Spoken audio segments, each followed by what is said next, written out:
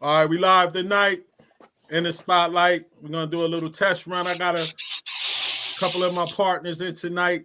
We got Lonnie Hill from G Thing Basketball, and we got longtime TCA assistant Kyle Carmichael in the building.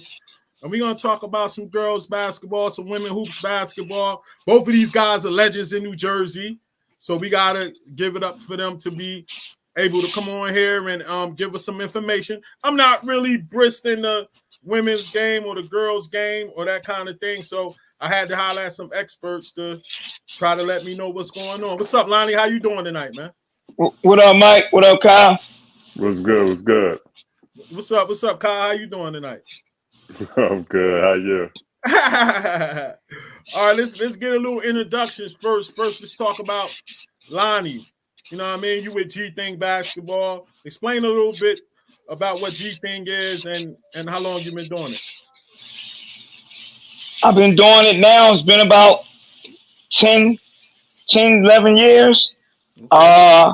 I mostly like to cover middle school, but unfortunately now I kind of covered a little bit of it, all high school, middle school, you know what I mean? So that's basically about it. But I do it all, man. I mean, you know, most of my time is spent during the AAU season covering the basketball, and then whenever I can get out during high school. So I'm kind of busy during those times, definitely during the summertime. I'm real busy covering, you know, I'm on the road a lot, Louisville, Florida, Tennessee, Pennsylvania, New York, Atlantic City, you name it, I'm there. Well, Kyle, what about you? What you doing now in terms of basketball? I know you was a long-time assistant. Give us a little bit of your history, man. All right, so I was a long-time assistant coach at Trenton Catholic. That's where I spent the most of my time at. Next, the legendary Khalid Lewis, late Khalid Lewis L. I was on the runs with him. We won 5 state titles in 8 years and 1 TOC. I started off actually as a boys assistant with Trenton Central with Coach Randy Martin. Then after that 1 year there, I went on with Khalid. So I was there for the most part. And then after TCA, I left with Khalid to go over to Trenton Central. He was there for 1 year and I remained there for 5. I recently gave up coaching as of last year. And I went over into an official now. So I'm an official for the state of New Jersey. I'm a basketball official. You know, I transitioned over to that side of the game. Yeah, you know, just to see just to see a different aspect of the game. I'm really enjoying it. I'm really getting a lot out of it. And I wish I would have did it a lot sooner, but just hopefully it'll be able to take me to different heights. So, okay. So you guys been around girls basketball for years, man. So tonight I just wanted to do a little tester to see how this broadcasting thing is. I'm a rookie at this, but I'm not afraid to try new things. I just thought that it was time to bring this to light and interview different people to try to tell their stories and see what's going on in the basketball world, man. So tonight we're going to talk about some different subjects that I chose to bring up, and we're going to put on the screen, and then I just want to see what you guys thoughts on these women basketball players. Hold on. First, we got Angela Reese.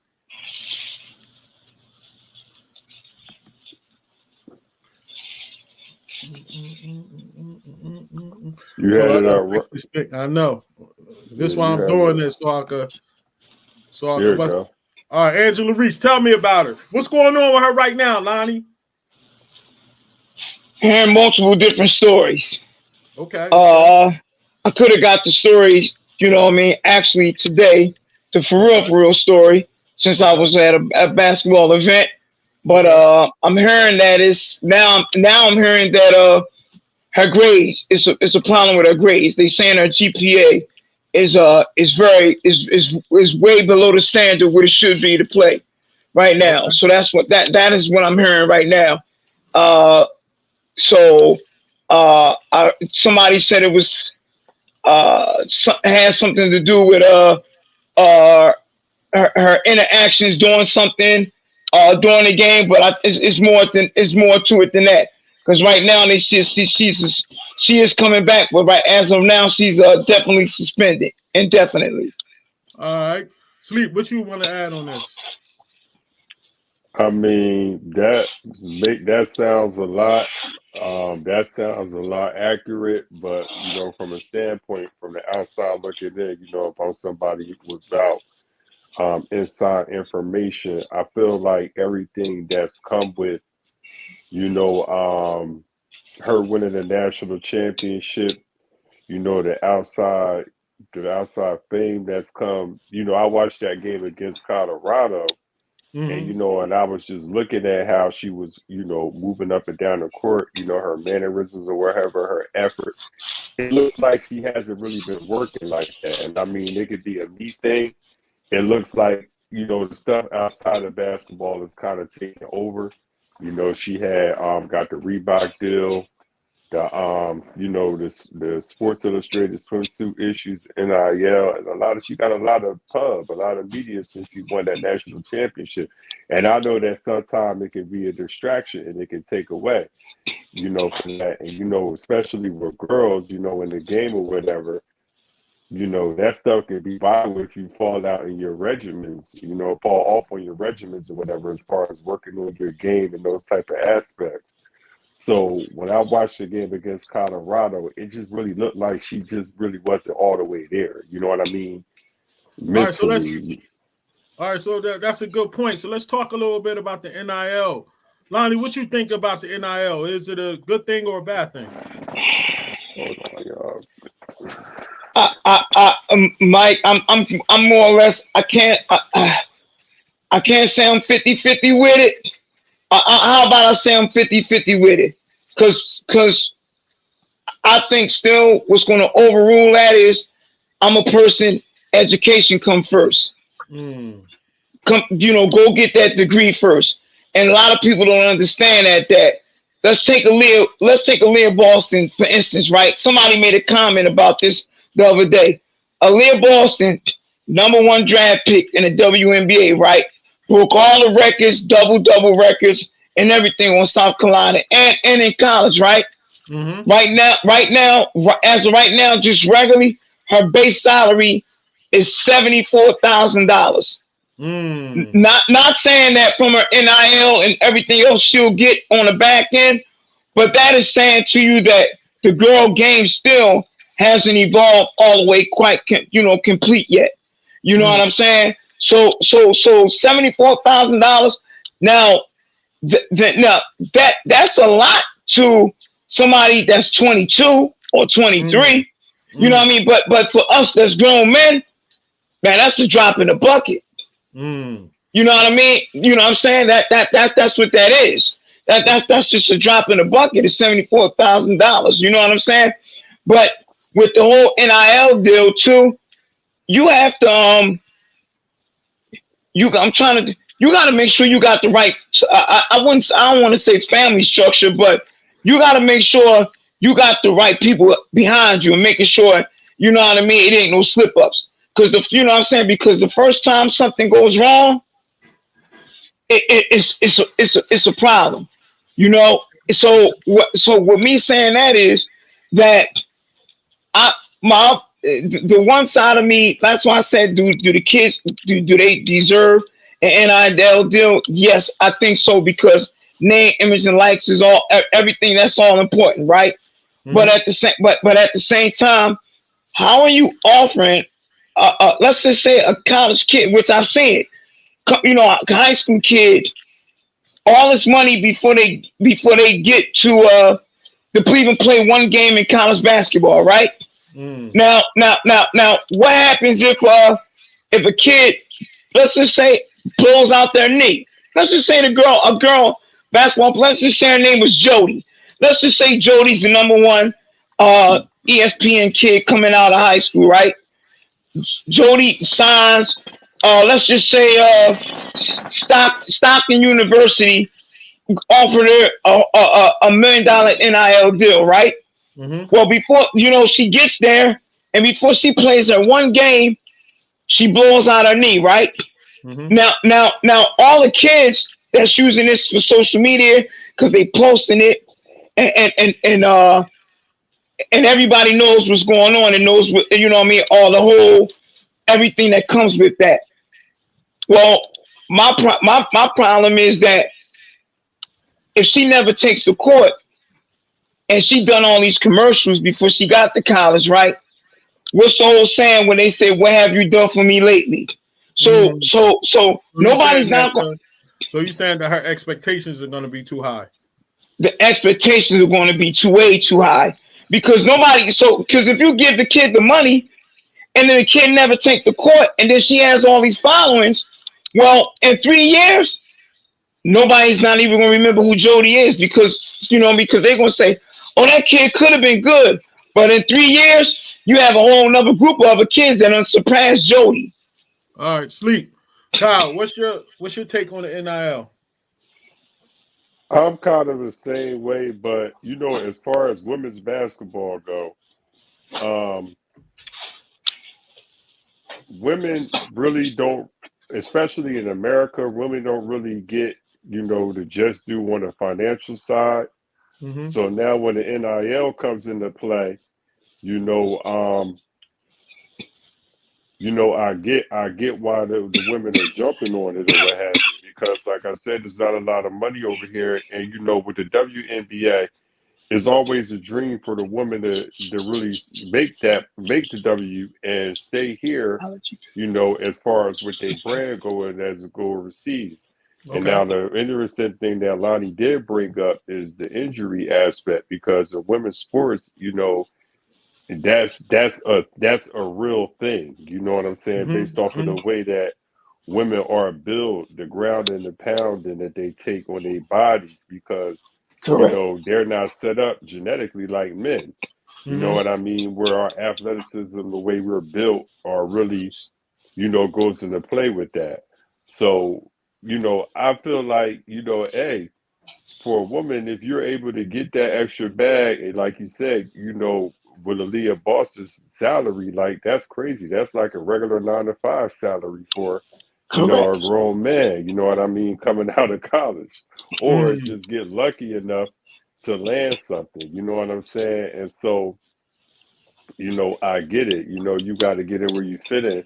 And I think that, with these, young men and ladies that are getting these deals with their likeness, I think it's okay to make money off of their likeness, but they have to have the right people surrounded about them. I feel like if they are getting these contracts, it should be a requirement for them to have some type of financial advisor with them to manage their money. Because if you don't have any structure, you know how we are as kids. We had a lot of money. What we do, we went out and we blew it. We bought stuff that we wasn't supposed to buy. We really wasn't conditioned to know about how important credit was and all of that. So we did a lot of things, cars, stuff that don't last, stuff that do value. And so I think that when these kids do get these NIL deals, I think it should be a priority for them to have a financial advisor, so they can learn how to manage their money at a young age. Because you have kids that are lucky enough to have that family aspect or pro parents that know how to manage money, but then you have a lot that really don't. And so now what happens? You know what I mean? The jewelry, look, Mikey Williams. You know what I'm saying? That don't have that structure, and now look at the situation he's in. You know what I mean? Yeah, I think that, in my opinion, I think that, and I value what both of you guys said. Y'all definitely hit some great points on there. I just think that, in my opinion, I would like to see them take the money, put it into a fund for the player, and then the player get the money once they turn professional. Because I just think that a lot of it is too much too soon, and a lot of it might take away the hunger of that kid to get better. I couldn't imagine being a high school coach and a kid pull up in a car better than mine, and I'm supposed to make him, run some suicides or try to get better? Like, how do I even try to motivate him? I kind of feel sorry for these coaches that have to recruit and have to do that kind of stuff, because it got to be tough dealing with these kids with all this going on and their egos and things of that nature. I saw Shaheem Holloway talk about, as soon as he sit down in the living room, that's the first thing that they talk about is how much money he could get them. So it's turning into that That's what it's type turning of thing, into. you know what I'm saying? And it has both sides to it. I do think they should get paid, but I just think that they should put it into a fund that they get once they get ready to turn pro. Correct. Right, and even if they don't turn pro, right?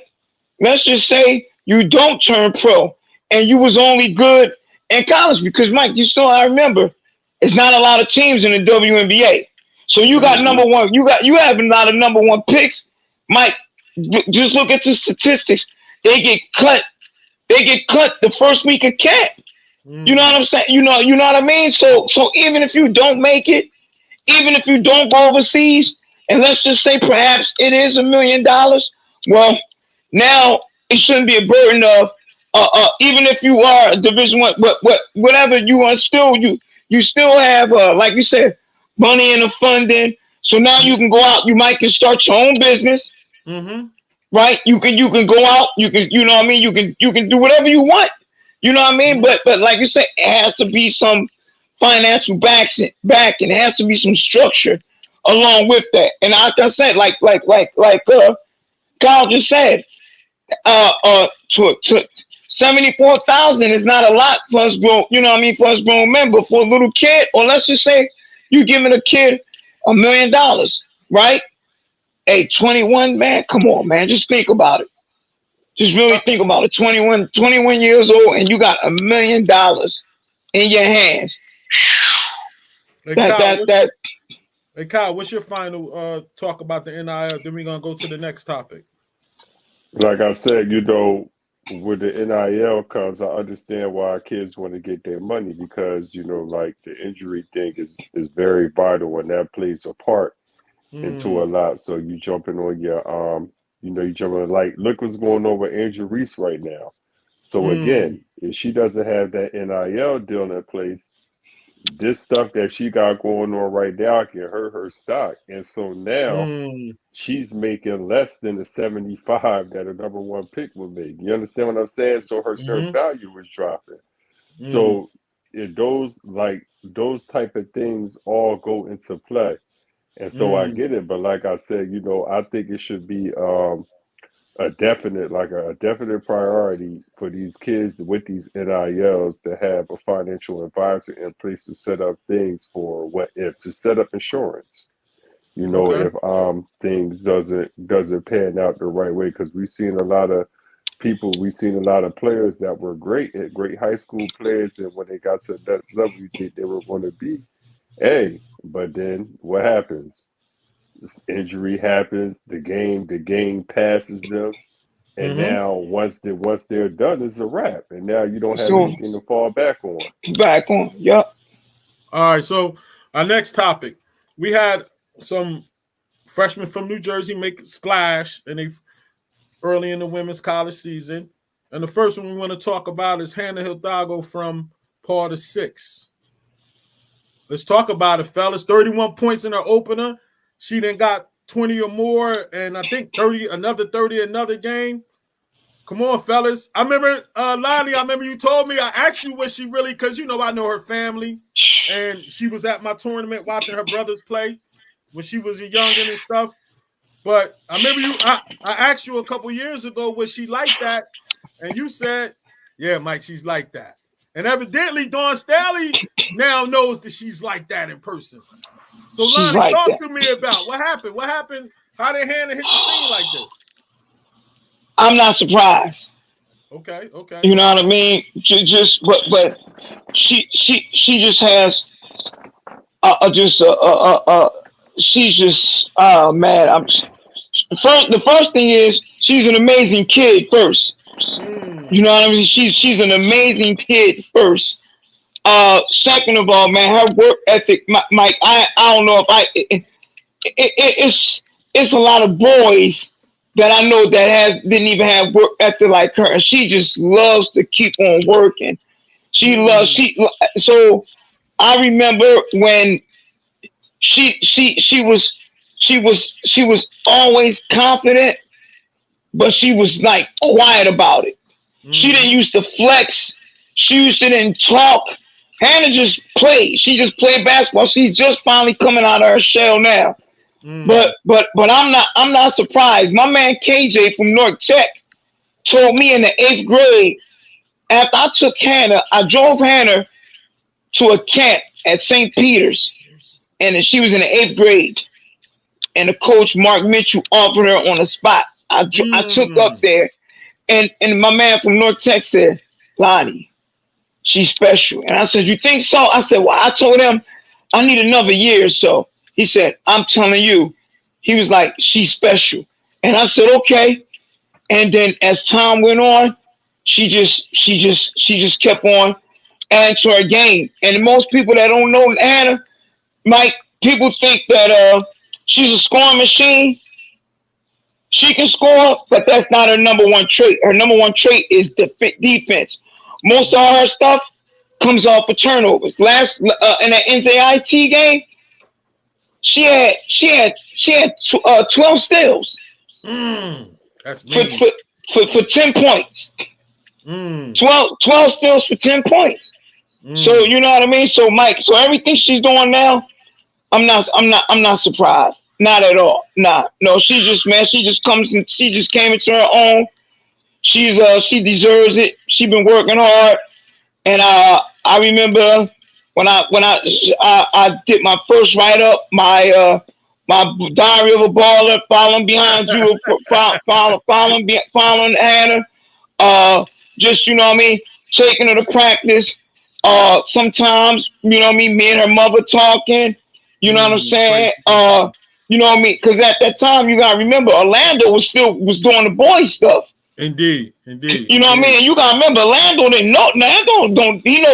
Orlando knows basketball, but he didn't know girls basketball like that. You know what I'm saying? You know, you gotta remember, Tammy knew girls basketball because she was on that Life Center staff where they had 5 All-Americans. Wow, talk about it.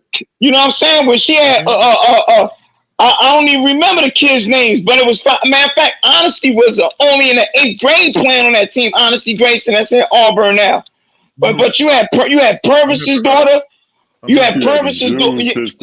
You had the June sisters. Purvis's daughter, the girl that went to St. John. Like they were loaded. Like they were loaded at that time. So. But and I just remember Hannah being over there, running around, shooting the ball. You know what I mean? 5, 6 years old, just shooting the ball, and then she just came into her own now.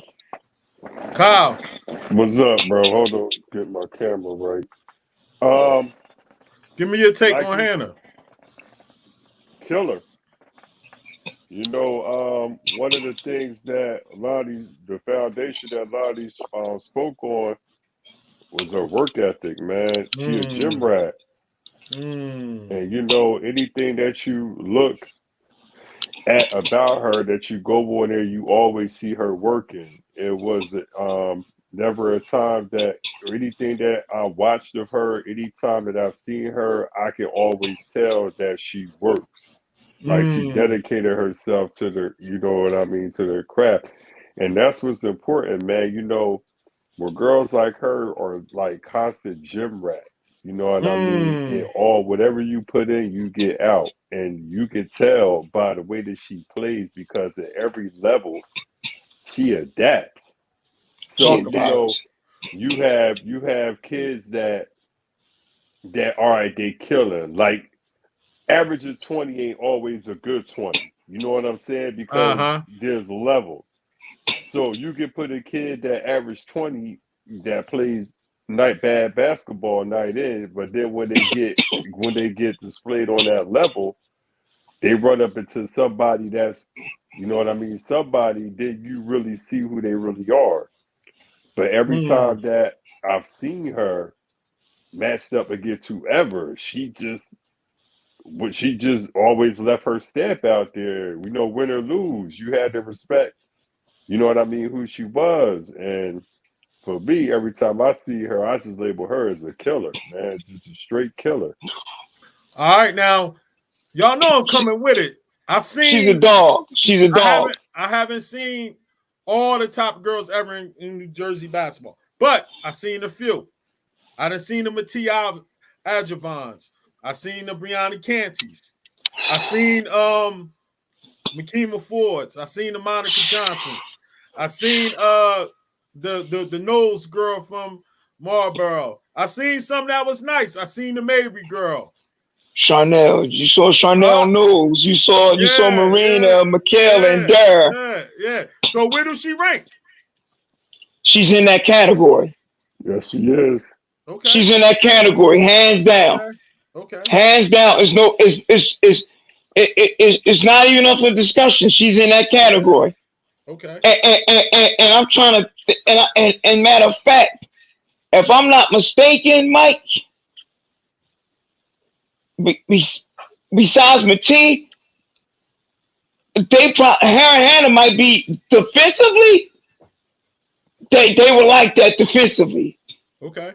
I put you know her what I'm in saying? the same category as Matee, where Brianna was defensively. Okay. Yes. And they all in that. And Brianna had size. Yeah, but Brianna didn't. Brianna didn't only just have size. Brianna was a super athlete and was strong. Yes, crazy athlete. Yes. She was a one-man press.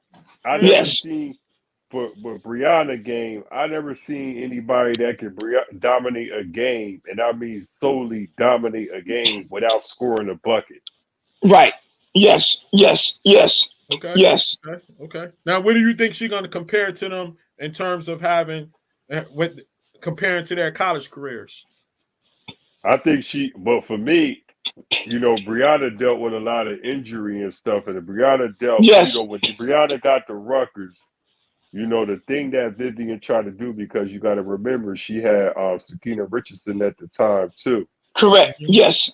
So the mistake that Vivian made, Brianna never played basketball without having the ball in her hands. So she never played off ball. But if you look at the history of, Rutgers, you could go through Nikki Speed, how dominant Nikki Speed was at high school. You could go all the way back there. Those type of point guards never really worked in the Vivian system because Vivian, like her point guards, to score.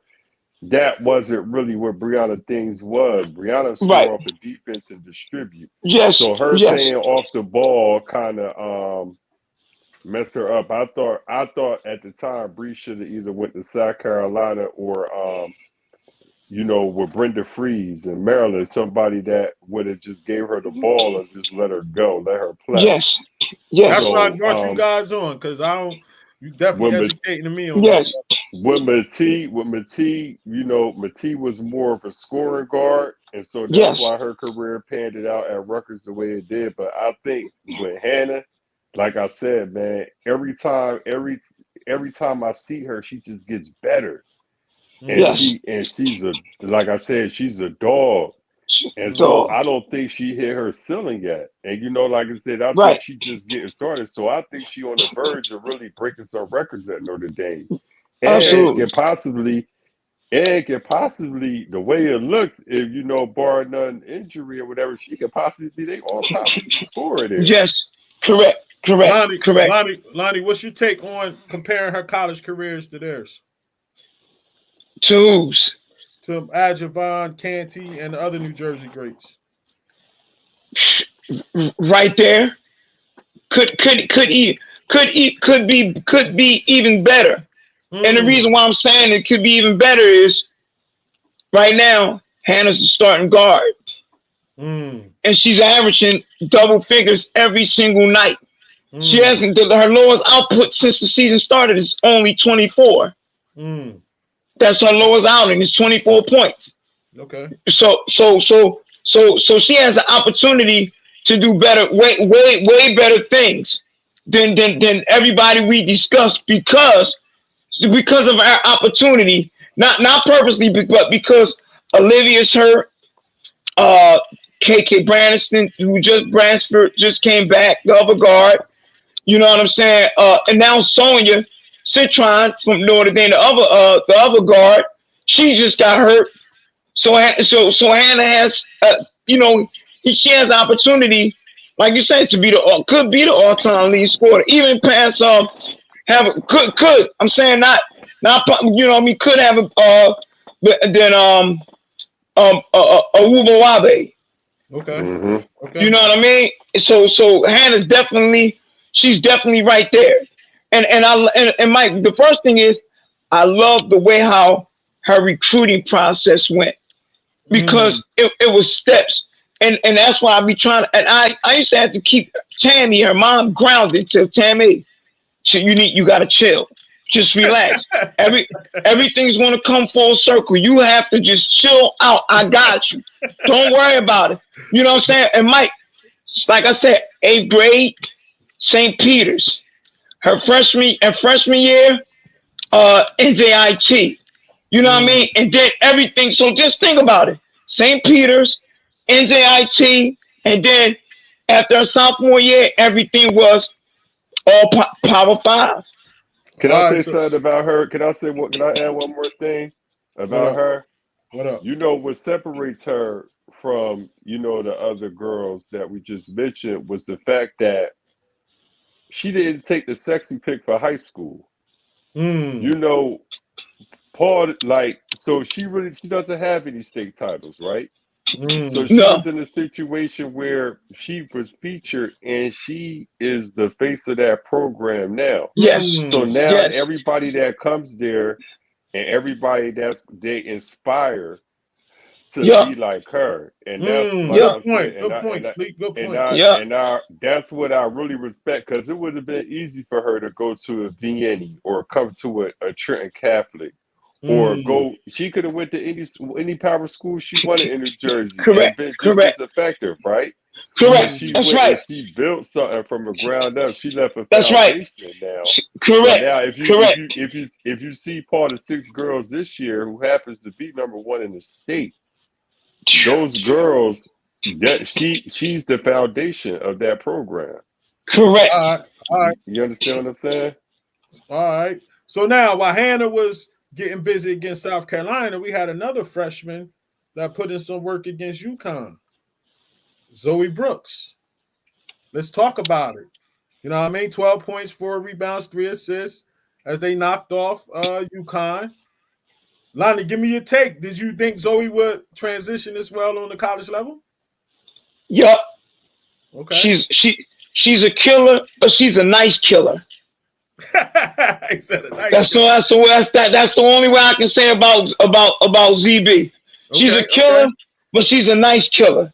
You know what you know what I mean? Like she's just one of those kids, Mike. You seen in AU can just be able to put the basket in the hole. That's put the ball in the basket. You know what I mean? It's easy. You know what I mean? Just easy. And then as time went on, she started to get slimmer, because we all know Zoe used to have some weight on her. But even with the weight, she was still crafty with the ball. She reminded me like you know what I mean? At that time, like Ashley Wusu from that's at Penn State now, that was at Virginia Tech, who was at Maryland. You know what I mean? But Zoe, but after high school, after 2 years of junior, senior, she slimmed up, and man, it's the sky's the limit.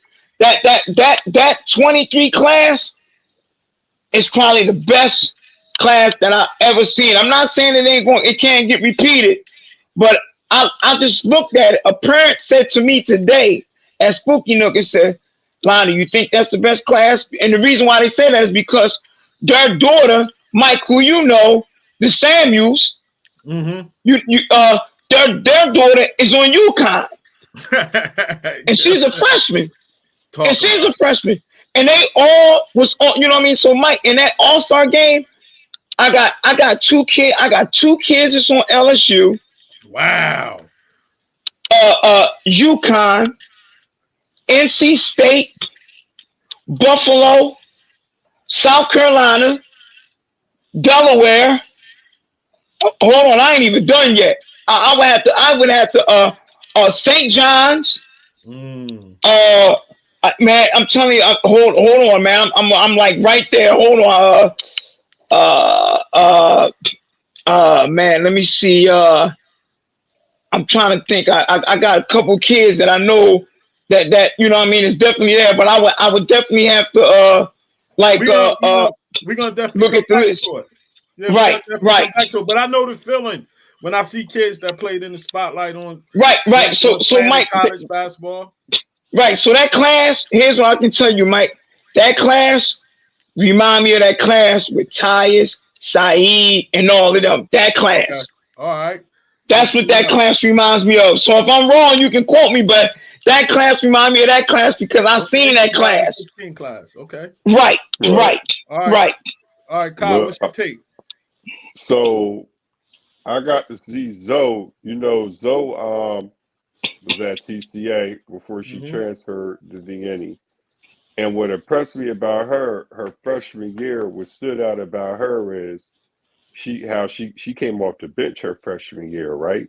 Yep. And she came off the bench, she was instant impact. Like she was clearly the best player on that team. But for her accepting her role off the bench as a freshman, not giving no blowback, but everything was always the same. The game changed when she came in. Now, a kid that nice coming off the bench, you know, you got ego, but you could tell that she was grounded and she was poised in that aspect. And what's crazy is she technically supposed to really have 2 TOCs because that's that team that she had her sophomore year. If it wasn't for COVID, that team would have won a tournament of champions. That Trenton Catholic team, they were the best team in the state, hands down. We still talk about that only if them 2 years didn't affect that. Man, listen, Go ahead, listen. She's one of the best that came out of here. But like I said, that really would have solidified her if she would have got that as a sophomore. And arguably, as a sophomore, she was the best player in the state, right? So again, the same thing we talked about Hannah. When you put them on levels, there's no drop off. They adapt, and that's what makes her great. That's what makes Hannah great. That what makes her great. Whatever you throw at her, she adapts and she performs. Now I got a question because I'm not real heavy in the women's basketball thing, but was the NC State selection, was that a surprise or are they a real good team? Like I only hear about certain teams and I hadn't really heard about NC State before she went there. So they're a respected women's program. Absolutely. Very, very respected. Okay. Yeah, very respected women's program. So it wasn't no surprise, like it wasn't never no, oh my God, why did she go there reaction? Right. Bigger than that. That's right. That's a solid right. That's a solid program. Yup. Okay. Yup. Okay. And Lottie, what's her role now as a freshman at NC State? What's her role now? Coming off the bench, putting the basket in putting the ball in the hole. It's the same thing. It's the same thing. It's right. making an impact. Coming off the bench and making an impact. Right. All right, fellas, for our last subject. Last year, these two girls tangled. And they had a thrilling matchup. Now, I'm hearing that this might have been the best game ever. I didn't get to see it. I'm gonna watch it on tape, but I had to ask you two girls basketball gurus who probably seen some top flight battles. Lonnie, first, where do this game rank at in your catalog and why? Well, man, Mike is up there. It's up there. It's definitely up there. Why is because Well, I can't say why because in that non-parochial, we all knew this. We all knew this was the collision course because you gotta remember they met the year before that. So they met the year. So they met the year before that. But it was in Long Branch. Okay. And so in Saint John Vianney's, Hannah and them really didn't have enough. Okay. You know what I'm saying? They didn't really have enough at the time. So we knew it was going to be another collision course again. What shocked me was Zoe wasn't supposed to play. Zoe was hurt. Wow. But she played because it was Hannah. And she, you know what I mean, and being AAU teammates, being AAU teammates, being teammates on the Sparks for years, she just felt like she had to play because actually, after that game, that was Zoe's last game because the game that they went to go play after Paula 6, Zoe couldn't even lift her leg off the ground. She didn't even play and they lost. Wow. Because she was spent after this game. This was actually like this was her championship game right here. Wow, talk about it. So that was definitely one of the best games I have seen on the high school level in a long, you know what I mean? I've seen a bunch of them. But that's definitely because you know what happens? It's like it's basically like a rap battle. You don't remember, when you battling, you only remember what the dude said last. You know what I'm saying? So you don't remember what happened before. Okay. So the other games you might say, oh yeah, well, but this is clearly fresh, still in my head. I was front row. I remember when Zoe hit the shot. I remember me just looking like my eyes open, and then my lady grabbing me and the ball, and Zoe grabbed the ball and the ball went in. And then I looked over, they was jumping up and down, Maurice, and then Hannah was just on the floor crying, and that was it. Wow. And that kind of summed it up, you know. So when you answer me the best, I'm gonna say right now it's the best in my mind, because it's fresh. Okay. It's fresh. Kyle. So for me, I watched this game so many times, and from front to back, and being into being in a lot of crazy games, and seeing a lot of crazy girl games. This is number one for me. Wow. This is number one for me. I have two that's up there. The first one I have, the first one I have up there is when Diamond Miller beat Marina Mabry at the arena when Franklin paid Manasquan the first time Franklin won the TOC. That first time Franklin won that TOC. I think I was there. What boys played that game? No. That wasn't Marina, that was Durr. She beat Dara or she beat Marina? She beat Durr. Okay, so she beat Dara and Faith Mazonis, was that? Yes, correct. With Faith, correct. So they wasn't expected to win that game. No, they weren't. Right, and Diamond Miller dominated that game. That was right, and that's when one of the twins. Yeah, one of the twins, the Shank twin sisters, one of them twins hit that like that big shot at the end. Correct. Or close to the end. So that game was up there for me.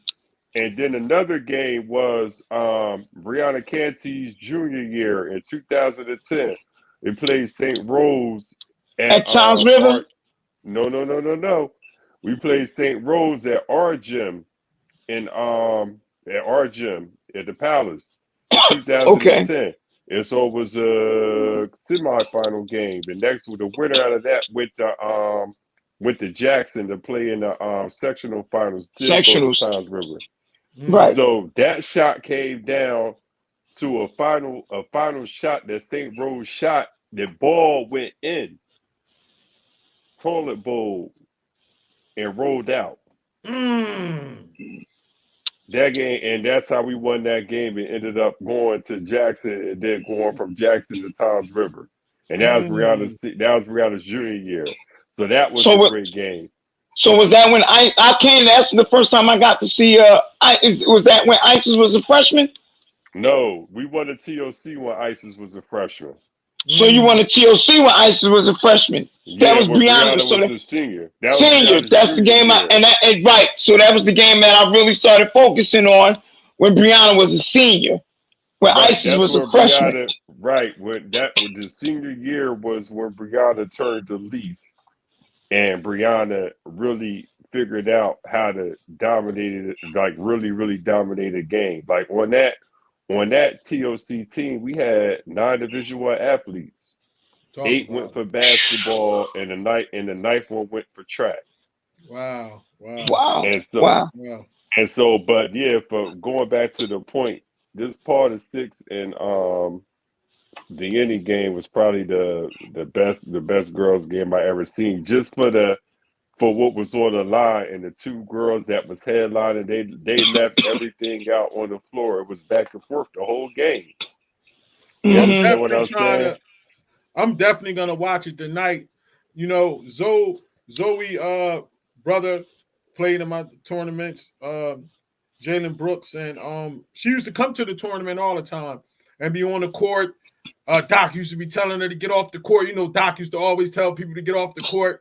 So get off the court. Get off the court. Hold that ball. She still wanted to handle and do her thing, man. So to see her get to that level, man, and I know her family, and to see them happy that she got what she needed to get at, man, and to see these kids, Lonnie getting that feeling that I got now when you see these kids that they playing on TV and you used to see them playing in your events, and it's just a great feeling to have, man. You know what I'm saying? And I want to thank you 2 brothers for coming on here tonight, helping me get my feet wet and get a little comfortable with doing this platform, man. This definitely was fun, and I'm definitely gonna be looking to you guys to come on a couple more times, especially because I'm gonna be doing a couple times a month on Sunday nights. We're gonna be doing this basketball thing. We're gonna be talking about the different teams in girls basketball and in women's basketball, so we could just keep everybody updated. So Lonnie Hill, I want to thank you from G Think Basketball and Sleep.